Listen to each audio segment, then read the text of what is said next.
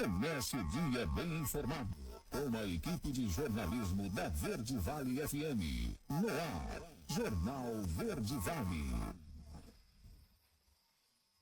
6h37. Olá, muito bom dia para você. Quarta-feira, 22 de janeiro do ano de 2025. Estamos começando pela Verde Vale FM, uma emissora do Sistema Verde Vale de Comunicação.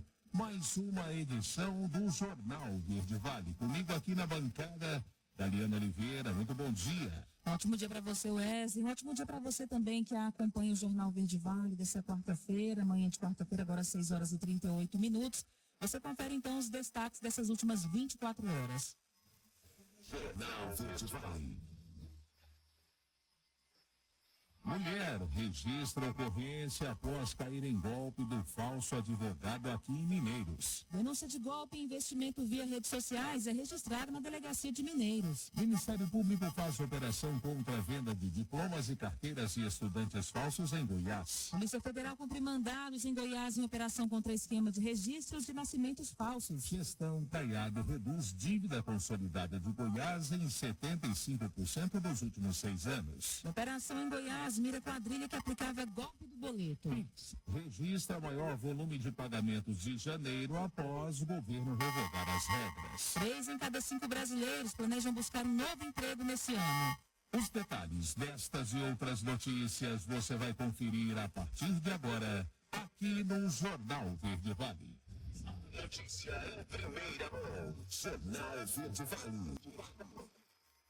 Jornal Verde Vale. Verde Vale. Notícias do Brasil. Uma ótima manhã de quarta-feira para você. Sejam todos bem-vindos e bem-vindas a mais uma edição do Jornal Verde Vale. Olha, a recém-sancionada lei de renegociação da dívida dos estados pode ter um custo financeiro de até 106 bilhões de reais para o governo federal em 5 anos, conforme nota técnica divulgada pelo Tesouro Nacional nesta terça-feira. O presidente Lula sancionou na última semana um projeto que institui o programa de pleno pagamento de dívidas dos estados, que prevê desconto nos juros e parcelamento do saldo das dívidas em até 30 anos, além de criar um fundo de equalização federativa para compensar estados em boa situação fiscal. O estudo do Tesouro avalia 2 cenários limite com a adesão de todos os estados para analisar os impactos potenciais da medida. No primeiro, os entes federativos optam por não fazer nenhum tipo de amortização extraordinária de suas dívidas e pagar uma taxa de juros real de 2% ao ano. O impacto desse cenário é de 106 bilhões de reais entre 2025 e 2029. No segundo cenário, os governos regionais optam por fazer uma amortização extraordinária das dívidas pelo percentual máximo permitido de 20%, reduzindo a taxa real de juros a zero, o mínimo possível. O Brasil registrou um aumento de 141% no número de carros importados em 2024, com destaque para a chegada de veículos eletrificados. Os números foram divulgados nesta terça-feira pela Associação Brasileira de Empresas Importadoras e Fabricantes de Veículos Automotores. No ano passado, foram importados 104.729 veículos, alcançando o melhor resultado desde 2014, quando chegaram 93.685 carros fabricados em outros países. Em 2024, 94.930 dos importados eram carros elétricos ou híbridos. Isso representa mais de 90% das importações. Dos 178.430 veículos eletrificados emplacados no Brasil no ano passado, 53,2% foram importados. A ABEFA destaca que, apesar do crescimento significativo, os veículos importados ainda representam apenas 4,2% de todas as vendas de automóveis aqui no Brasil. A divisão por marca mostra como a BID dominou o mercado de importados e comercializou quase 2,8 vezes mais do que todas as outras 10 maiores montadoras somadas. 6h42, governadores criticam mudanças na PEC da segurança. Entenda essa polêmica. Vamos saber dos detalhes com a Lívia Braz. A proposta de emenda constitucional da segurança pública, chamada PEC da Segurança, começou em 2025 com mudanças. O ministro da Justiça e Segurança Pública, Ricardo Lewandowski, garantiu que o novo texto resolve a principal polêmica, a possível perda de autonomia dos estados. Ele afirmou que as dúvidas foram resolvidas após 5 reuniões entre o governo federal e os estados. A PEC altera artigos sobre as competências da União e dos estados, municípios e do DF. Além disso, prevê que o Sistema Único de Segurança Pública, o SUSP, passe a ser incluído na Constituição. Também quer dar status constitucional ao Fundo Nacional de Segurança Pública e ao Fundo Penitenciário, que hoje são regulados por leis separadas. Mesmo com as mudanças, a proposta enfrenta resistência. O governador de Goiás, Ronaldo Caiado, voltou a criticar o texto. Ele afirmou em entrevista à CNN que a PEC é inconstitucional e que vai trabalhar no Congresso para barrar a aprovação. Para o presidente da Associação dos Militares Estaduais do Brasil, coronel da reserva da PM de São Paulo, Elias Miller da Silva, faltou diálogo na elaboração da PEC, o que deve dificultar a passagem dela pelo Congresso. A falha democrática, antes de apresentar essa proposta, tinha que chamar as entidades nacionais das várias instituições que operam e que vão operar essa proposta para que pudessem já debater e apresentar a proposta, antes de estar gerando desgastes políticos desnecessários. Além das mudanças na PEC, o ministro da Justiça também assinou na última sexta-feira 3 portarias que regulamentam as regras para o uso da força por policiais de todo o país, previstas no decreto do presidente Lula de 24 de dezembro do ano passado. O governador Caiado usou as redes sociais para criticar as medidas e levantou 3 pontos principais. Entre eles, a criação de um comitê para discutir com vários membros como vai ser feito o combate da criminalidade no país, a preferência pelo uso de armas não letais nos confrontos e a avaliação do uso de algemas. Portarias como essa, a conivência, a leniência do governo com a criminalidade fica mais do que clara. Essa é a grande verdade. Precisando de medidas enérgicas, capazes de poder fazer valer ali a presença do Estado e não a submissão do Estado aos funcionários. E aqui no Brasil, como hoje, é uma realidade, exceção se diz ao meu Estado de Goiás. Segundo Caiado, as portarias teriam sido baseadas em decretos internacionais e que não têm como base a realidade da segurança pública que vivemos no país hoje. Reportagem Lívia Brás. Jornal Verde Vale. Notícias de Goiás.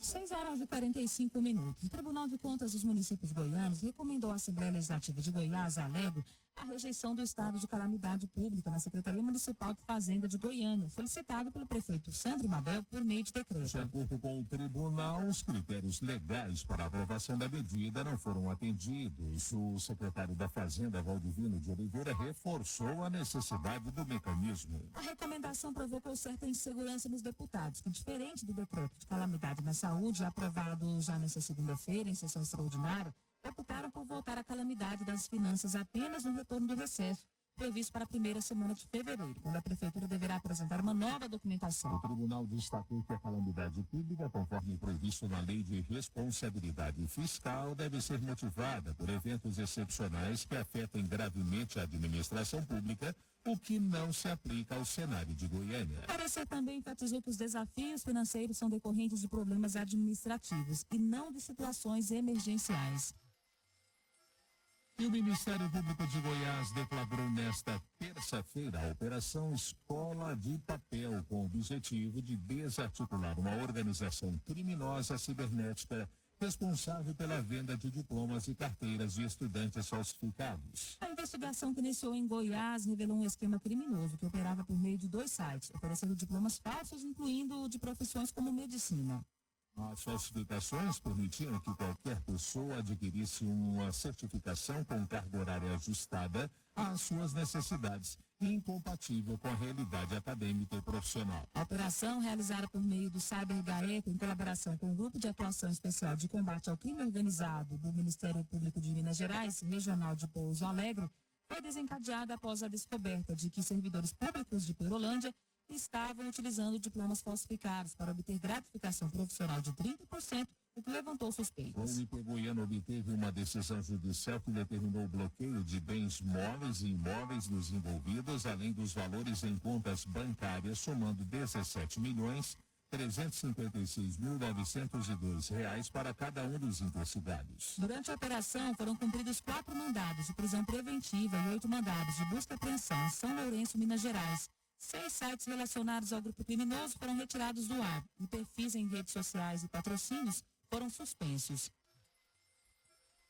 6h47, 4 pessoas são Presas suspeitas de furtarem arma de fogo em uma agência bancária em Goiânia. Vamos saber dos detalhes. 4 pessoas foram presas, suspeitas de participar do furto de armas de fogo, que estavam em uma agência bancária no setor sul, em Goiânia. As armas pertenciam à empresa de vigilância que faz a segurança do local. Imagens de câmera de segurança mostram 2 homens entrando na agência na tarde do último domingo e depois saindo com as armas.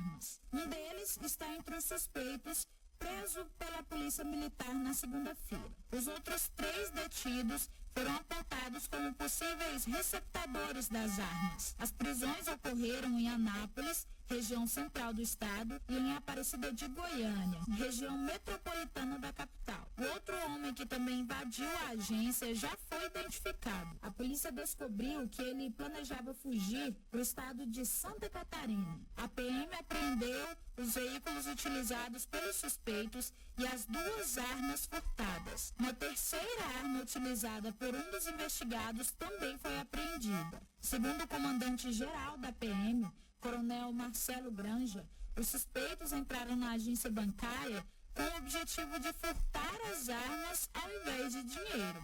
E o que foi falado para ele, para ele adentrar o banco, já abrir as portas e já ajudar a abrir certas gavetas. Então, provavelmente ele já sabia que o armamento se encontrava lá. Nós não podemos afirmar de onde partiu ou se partiu essa informação privilegiada.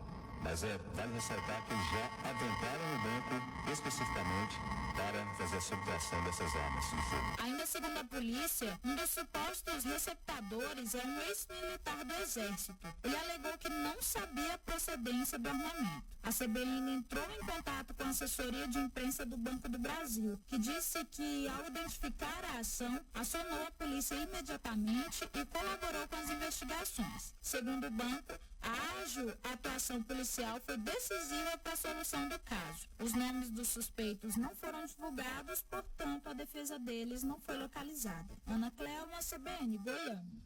Jornal Verde Vale. Esportes. 6h50. E Novak Djokovic está pela 50ª vez em uma semifinal de Grand Slam.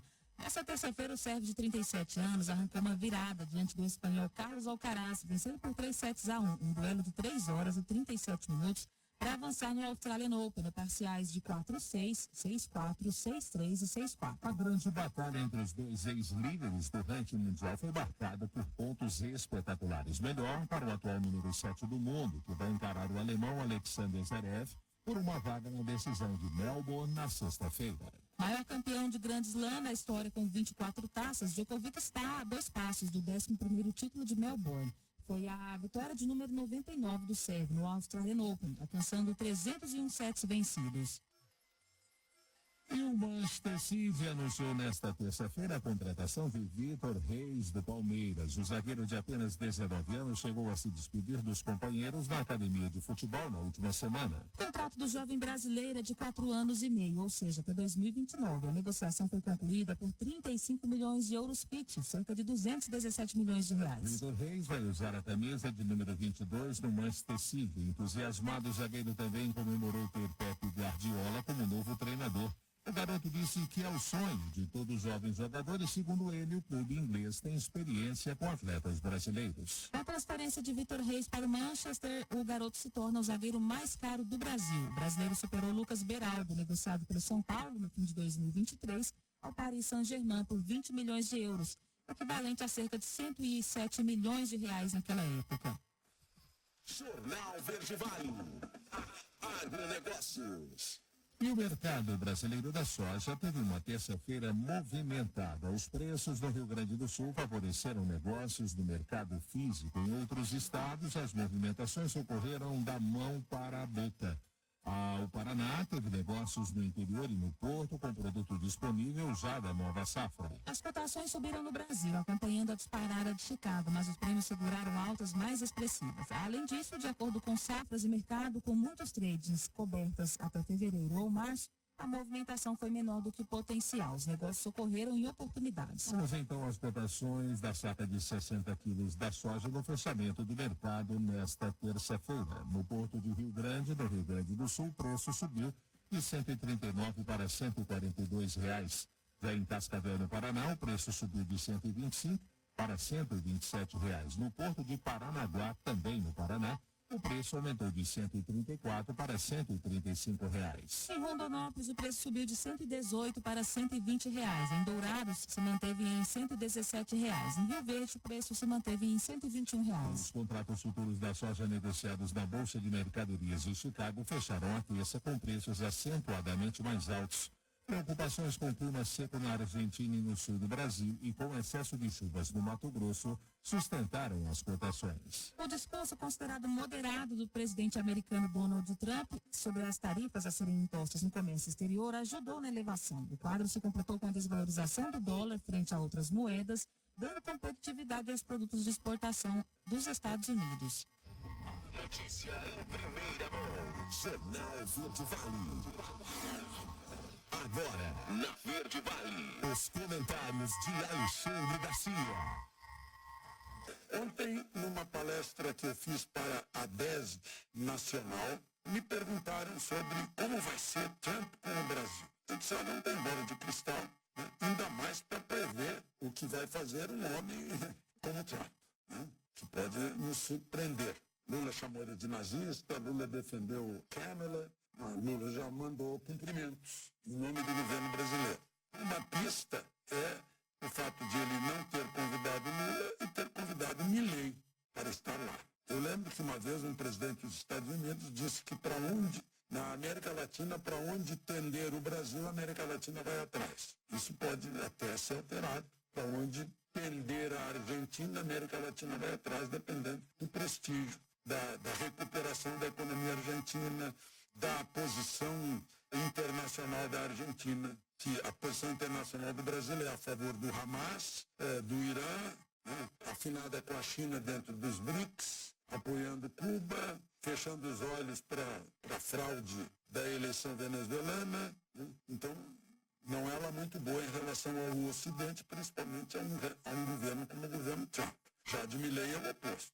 O Milei está fez valorizar as empresas argentinas. Buenos Aires, eu vi mais, está virando um brinco, né? Uma cidade europeia de novo, uma Paris, uma Madrid. E o peso foi a moeda que mais se valorizou no mundo. Ou seja, quem está comprando em peso no exterior está se beneficiando. E o governo brasileiro precisa se dar conta, inclusive isso é percebido pelos brasileiros. O Instituto Ipsos, conforme publicou o Globo, ontem, está mostrando que 63% dos brasileiros dizem que o governo está na direção errada, que 65% acham que a economia vai mal e que os maiores problemas são crime, 41%, saúde, 38%, pobreza, 37%. Tudo isso é consequência de fracassos do Estado brasileiro nos seus 3 níveis. Agora, pobreza, especialmente o governo Lula, né? Que desde o Lula 1, ele disse que ia acabar com a fome, né? Vale dizer com a pobreza, mas veio 1, veio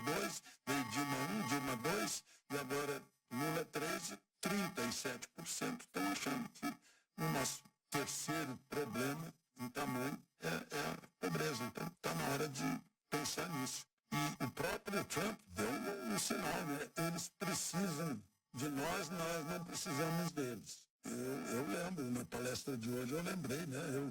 Quando chegou o primeiro embarque de Coca-Cola no Brasil, meu pai chegou, eu tinha 5 anos de idade, ou 6, com a garrafa de Coca-Cola. Hoje a gente não precisa mais importar Coca-Cola, a gente produz aqui. Mas tem outras coisas que a gente precisa. Remédios, partes mecânicas e tecnológicas de altíssimo grau para a indústria aeronáutica brasileira, que é muito importante, para a indústria automobilística. Precisamos muito, sim, dos Estados Unidos, a gente tem que pensar nisso. E eu queria encerrar falando o perigo das estradas, principalmente neste mês de janeiro. Foi preso ontem o motorista daquela carreta que no dia 21 de dezembro, vésperas de Natal, matou 39 pessoas em Teófilo Otoni, perto de Teófilo Otoni, Minas Gerais. Ele estava conduzindo blocos de granito, estava com uma carga de 68 toneladas de blocos de granito, com vários eixos, e chegou a trafegar 130 km por hora. Na hora do acidente ele estava 90 numa rodovia de 80. E agora descobriram que ele estava movido a cocaína e álcool. Foi preso ontem. Ele já tinha um histórico de álcool ao volante. Entrou no homicídio doloso, porque ao ingerir cocaína e álcool ele está assumindo o risco de matar. É o Arilton Bastos Alves. Vamos ver se ele vai ser condenado muito mais que quem usa um batom para escrever uma frase na estátua da justiça. De Brasília, Alexandre Garcia. Você ouviu os comentários de Alexandre Garcia. Jornal Verde Vale. Notícias do Brasil. Agora, 7h06, já de volta com o segundo bloco do Jornal Verde Vale dessa quarta-feira.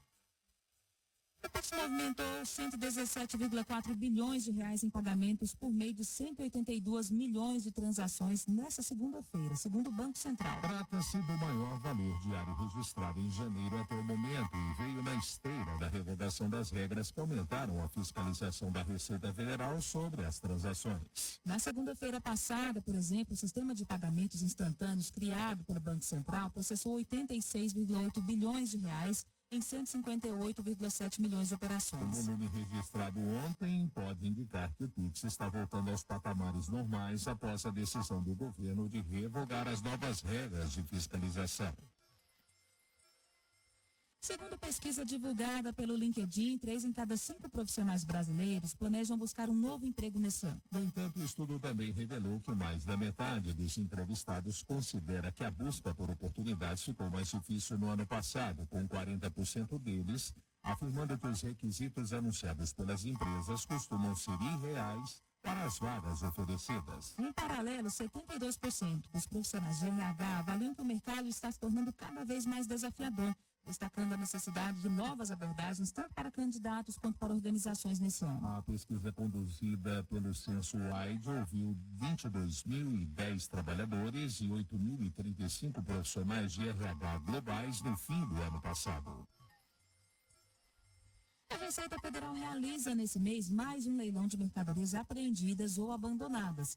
A matéria você confere com Milena Abreu. A Receita Federal vai realizar este mês um novo leilão de mercadorias apreendidas ou abandonadas. São itens como consoles de videogames, bolsas, calçados, peças de roupa, artigos de informática, celulares e até joias preciosas. Dá para consultar detalhe dos 203 lotes anunciados no site da Receita. Tem que procurar a área de leilões e doações. O interessado pode ver a quantidade de produtos disponíveis, fotos e valores dos lances mínimos. As propostas serão recebidas entre os dias 23 e 27 de janeiro e a sessão para os lances está prevista para o dia 30 às 10 da manhã. O leilão é online e pessoas físicas e jurídicas podem participar. A participação no leilão exige cadastro no portal gov.br com selo de confiabilidade prata ou ouro. Vale lembrar que só são aceitos lances para os lotes fechados. Não dá para escolher itens individuais. Outro detalhe importante é que a Receita não se responsabiliza pelo envio das mercadorias e o prazo para retirar os lotes arrematados é de 30 dias. Da Rádio 2, Milena Abreu. Jornal Verde Vale. Notícias de Goiás. 7h09 e sob a gestão do governador Ronaldo Caiado, Goiás alcançou o menor índice de dívida consolidada líquida da sua história, segundo o relatório de gestão fiscal do segundo quadrimestre de 2024. A DCL do Estado representa 23,59% da receita corrente líquida ajustada, uma redução de quase 75% em relação ao registrado em 2018, o último ano da gestão anterior. Os números revelam também uma queda expressiva na dívida consolidada líquida de Goiás, que passou de 19,6 bilhões em dezembro de 2018 para 9,6 bilhões em outubro do ano passado. A diferença representa uma redução de 10 bilhões de reais, o equivalente a 74,4% em 6 anos. Essa redução foi calculada com base na dívida consolidada bruta, atualmente em 26,85 bilhões de reais, subtraída pela disponibilidade de caixa, que atingiu 17 bilhões de reais. O desempenho fiscal colocou Goiás no primeiro lugar em liquidez entre os estados brasileiros, conforme o ranking de competitividade dos estados, elaborado pelo Centro de Liderança Pública e divulgado no final de 2023. O Estado lidera um indicador que mede a relação entre as obrigações financeiras e os recursos disponíveis para o seu pagamento. E uma operação realizada em Goiás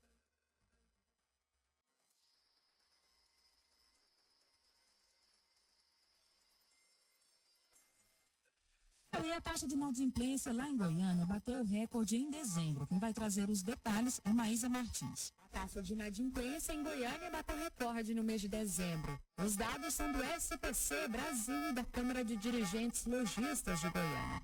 Tanto na comparação de 2024 com 2023, quanto na passagem de novembro para dezembro, os índices apontaram um aumento de 6,23% e 5,15%, respectivamente. O gerente de negócios da CDL Goiânia, Anderson Lima, explica que esse resultado faz com que o empresário fique mais atento e talvez nem venda no crediário. A inadimplência era sempre uma preocupação constante do empresário, na hora de conceder crédito, vender a prazo. Então, quando a gente está nesse número, a gente vê um crescente em novembro também com incremento, e agora em dezembro aumento de 6,23. Isso mostra que o empresário vai ficar um pouco mais atento na hora de conceder o crédito. Vai exigir talvez uma entrada maior, vai parcelar em menos vezes, ou às vezes não vai nem vender no crediário. Então, cabe ao empresário fazer uma consulta, análise de crédito bem feita, antes de conceder crédito para qualquer pessoa. Ele vai ficar mais atento na hora de vender. Cada consumidor negativado em dezembro devia cerca de R$ 5.210, considerando a média da soma de todas as dívidas. A análise detalhada do endividamento mostra que quase 30% tinham dívidas de valor até R$ 500 e cerca de 40% deviam até R$ 1.000. O setor bancário continua liderando como principal local das dívidas em Goiânia. Em seguida aparecem contas de água e luz. A recomendação do Anderson Lima para quem está inadimplente é procurar os credores e renegociar. Primeiramente, procurar quais são os seus credores. Pode vir a CDL, baixar o aplicativo chamado SPC Consumidor, verificar onde é que ele está devendo. A partir daí, procurar os credores, que a maioria dos empresários, praticamente todos, estão abertos a fazer negociação. Veja como é que está a sua receita dessa casa, da sua família, ver a condição financeira e ver como é que pode encaixar a negociação com os credores. A partir daí, faz a negociação em parcelamento dentro daquilo que pode pagar para poder honrar com esse compromisso. Com isso, a partir do momento que ele pagou a primeira parcela, ele já vai sair do banco de dados, já vai expor, no limpo, é só ele manter o pagamento em dia para poder não voltar a ficar inadimplente novamente. O gerente de negócios da Câmara de Dirigentes Lojistas de Goiânia recomenda priorizar o pagamento das despesas já existentes antes de assumir novos compromissos. Maísa Martins, CBN Goiânia. Jornal Verde Vale. Esportes. 7h13. O Flamengo segue a sua movimentação no mercado de transferências com o objetivo de reforçar o seu elenco para a temporada 2025. Após saídas de Fabrício Bruno, que se transferiu para o Cruzeiro, e de Davi Luiz, que não teve seu contrato renovado, o clube carioca busca uma nova peça para o seu setor defensivo. Nesse cenário, o nome, aliás, de Vitão, zagueiro do Internacional, ganhou destaque e se tornou prioridade da diretoria para a próxima temporada. A negociação caminha bem. A expectativa é que em breve o destino de Vitão seja definido. Para que a transferência se concretize, os representantes do jogador devem se reunir com a diretoria do Internacional para discutir os termos do acordo. Com isso, o Flamengo aguarda o desfecho dessas conversas, esperando que Vitão aceite a proposta e se junte ao clube para fortalecer a zaga. E o Vila Nova anunciou nesta terça-feira que o clássico contra o Goiás será disputado no estádio Serra Dourada. Segundo a diretoria do clube, não está certo se o jogo vai ter uma ou duas torcidas. O clássico está marcado para o domingo, dia 2, às 16 horas. Válido pela sexta rodada do Campeonato Goiano, o clássico entre Vila e Goiás estava marcado para acontecer no mesmo dia e horário no estádio Onésio Brasileiro Alvarenga, o Oba. Com a mudança, o jogo passa para o principal palco do futebol goiano. Ainda não há, segundo a diretoria, uma definição sobre a participação das duas torcidas no estádio durante o confronto. Uma decisão sobre a questão deve ser divulgada. O jogo está marcado, como dissemos, para o dia 2 de fevereiro, em domingo, às 16 horas. Antes de se enfrentarem, o Tigre e o Esmeraldino terão um clássico cada. O Goiás recebe o Goiânia nesta quarta-feira, às 19h30, na Serrinha, para a terceira rodada. Já o Vila Nova visita o Atlético Goiano no domingo, dia 26, às 16 horas, no estádio Antônio Ascioli, pela quarta rodada. Jornal Verde Vale. Agronegócios. E em novembro do ano passado, o Ministério do Comércio da China anunciou que abriria um processo de investigação na Organização Mundial do Comércio a respeito de carne bovina que importa. A iniciativa é uma resposta às queixas dos pecuaristas do gigante asiático, que alegam derrubada de preços internos e baixa competitividade frente aos produtos importados. O pedido de apuração tem como alvo o período de 1º de janeiro de 2019 a 30 de junho de 2024 e envolve todas as nações das quais o país compra o produto. De acordo com o advogado Velber Barral, que representa a Associação Brasileira de Indústrias Exportadoras de Carne, dentro da força-tarefa montada pelo governo federal para a defesa do mercado nacional, pode demorar até um ano para que uma resposta seja dada. Contudo, em caso de aprovação das investigações, abre-se uma medida de salvaguarda que pode durar por até 4 anos. Assim, os mercados que mais vendem carne bovina à China, casos do Brasil, Austrália e Argentina, respectivamente, seriam potencialmente os mais prejudicados com sobretaxas das vendas. Jornal Verde Vale. Notícias de Goiás. 7h16. O governo do estado, por meio da Agência de Fomento de Goiás, liberou em 2024 66 milhões de reais em linhas de crédito subsidiadas para micro, pequenas e médias empresas. O valor representa uma alta de 66,67% na comparação com 2023. Foram 1.633 operações contratadas que contribuíram para a geração e a manutenção de 3.317 empregos diretos. Segundo o presidente da Goiás Fomento, Lucas Fernandes, esse desempenho reflete o compromisso da instituição em democratizar o crédito e fomentar o desenvolvimento de municípios, conforme a orientação do governador Ronaldo Caiado. As linhas de crédito são destinadas a vários segmentos, como turismo, agronegócio, comércio e serviços. A agência também tem ampliado a atuação municipalista ao formalizar convênios com prefeituras com o intuito de fomentar o empreendedorismo nas cidades goianas. O homem suspeito de aplicar golpe do falso médico é procurado pela polícia. A matéria você confere com a Ana Clema. A Polícia Civil está em busca de um homem suspeito de aplicar o golpe do falso médico. A vítima, que estava com o pai internado, teria recebido uma ligação do homem que se apresentava como médico plantonista. Ele alegava que o paciente precisava de exames e remédios e para isso seria necessário fazer depósitos na conta do suspeito. É o que explicou o delegado Juliano Campestrinho. Fecharam um transplantado com ela via telefone, via aplicativo de mensagem, falando que o seu parente precisaria de mais tratamentos médicos e mais exames. Em razão da vulnerabilidade da vítima, ela acabou depositando esses valores na conta de Wellington Raul Finaveira Gomes e logo após esses fatos ela percebeu que foi vítima de um estelionato e procurou a polícia. O crime aconteceu em março de 2024. Segundo a polícia, quando o pai da vítima estava internado na unidade de terapia intensiva de um hospital particular de Itumbiara, região sul do estado. O suspeito foi indiciado nesta semana e agora está foragido. O nome do suposto falso médico é Wellington Ralph Nogueira Gomes. Ele mora em Rondonópolis, Mato Grosso, e é investigado por outros crimes no estado. A justiça determinou o bloqueio de contas ligados a Wellington e a prisão preventiva do suspeito. Os valores bloqueados poderão ser devolvidos à vítima mediante ordem judicial. A defesa dele não foi localizada. Ana Clelma, CBN, Goiânia.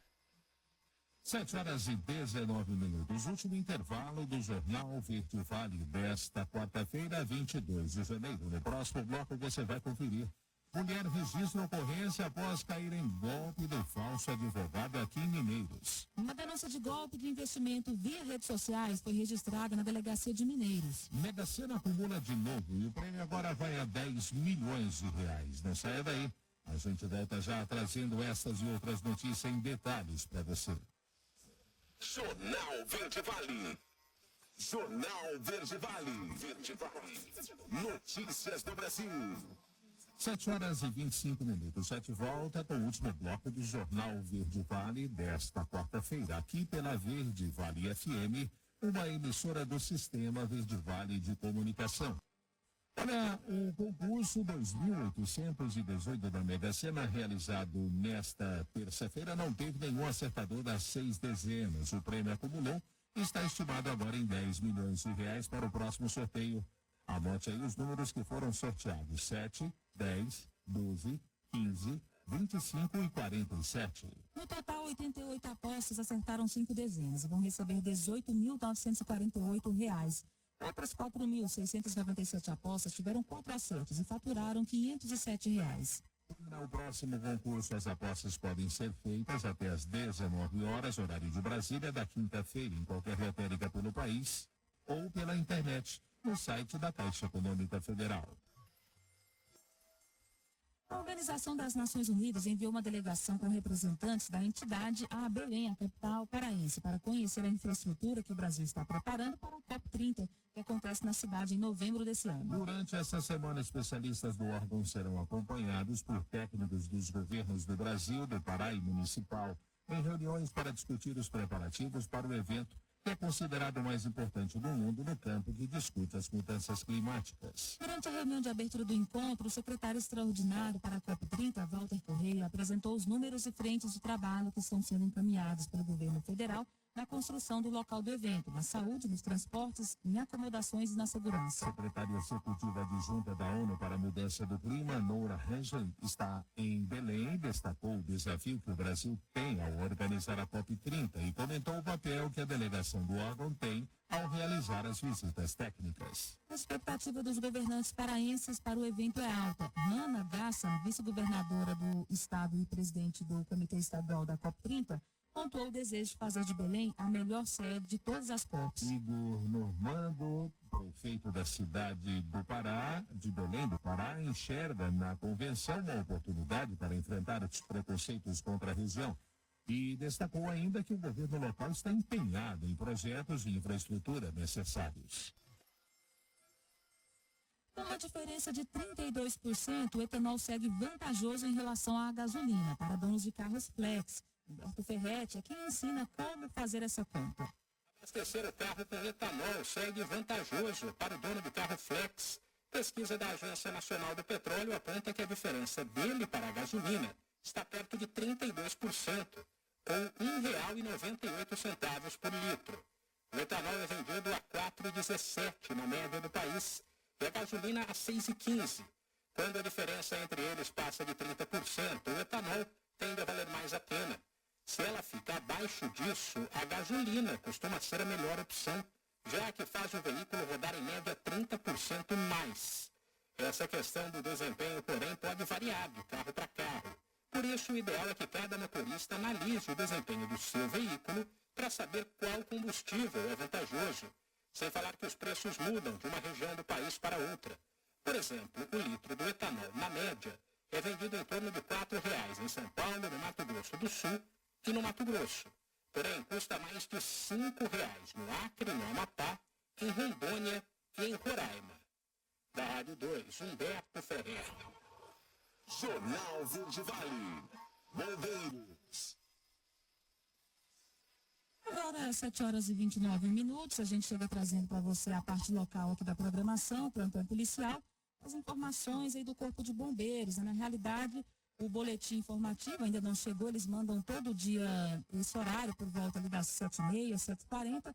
Até o momento ainda não chegou para nós esse boletim informativo, mas a gente vai acompanhando aqui durante a programação. E a qualquer momento a gente traz então as informações do Corpo de Bombeiros assim que o boletim chegar aqui para nós, aqui na redação da Rádio Verde Vale.